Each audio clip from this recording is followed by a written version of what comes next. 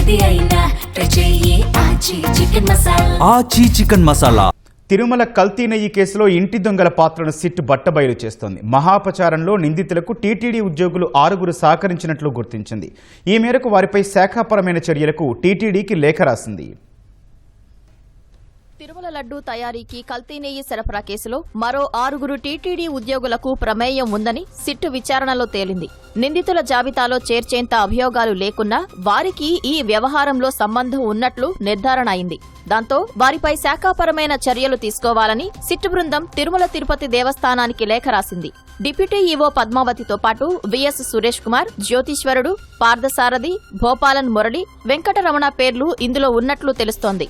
వీరు కొనుగోళ్లు, గోదాముల విభాగంలో విధులు నిర్వర్తించారు. ఈ కేసులో ఇప్పటికే నిందితులుగా ఉన్న డైరీ ప్రతినిధులు, ఉన్నతాధికారులకు ఈ ఉద్యోగులు సహకరించారు. ఇప్పటికే టీటీడీకి చెందిన 9 మంది ఉద్యోగులు నిందితులుగా ఉన్నారు.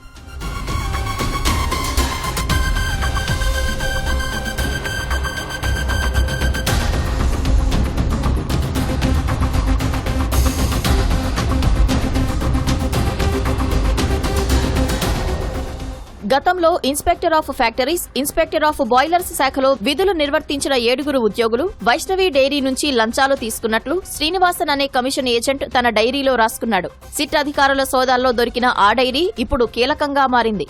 అందులో ఏ అధికారికి ఎంతెంత లంచం ఎప్పుడెప్పుడు ఇచ్చారనే సమాచారం ఉంది. లంచాలు తీసుకున్న ఈ అధికారులు డైరీని సక్రమంగా తనిఖీ చేయకుండా అనుకూలంగా నివేదిక ఇచ్చారు. నెయ్యి ఉత్పత్తి సామర్థ్యం పెద్దగా లేకున్నా డైరీ ప్రతినిధులు చెప్పిన విధంగా అధికారులు సంతకాలు చేశారు. టీటీడీ టెండర్లలో పాల్గొనేందుకు ఇది వారికి దోహదపడింది. ఈ నేపథ్యంలో వీటన్నింటిపై మరోసారి శాఖాపరంగా విచారించి వాస్తవమైతే చర్యలు తీసుకోవాలని సిట్ అధికారులు ఆ శాఖలను కోరారు.